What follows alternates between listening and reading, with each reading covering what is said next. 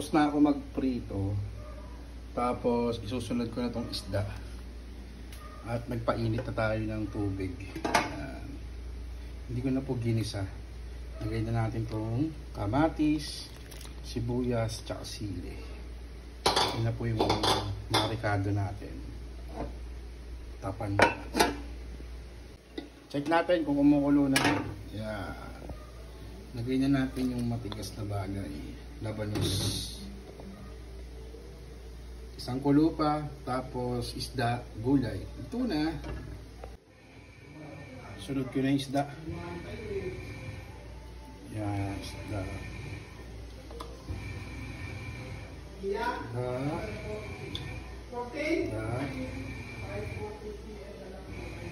Isda. Yan, isda. Isang kulo, gulay. Ayos na. Ayan, kumukulo na. Maglalagay tayo dito. Konti lang, pampaasim lang. Hindi lang po siya kakain nito. Lahat po talaga kami. Okay na yan, basta may asin na konti.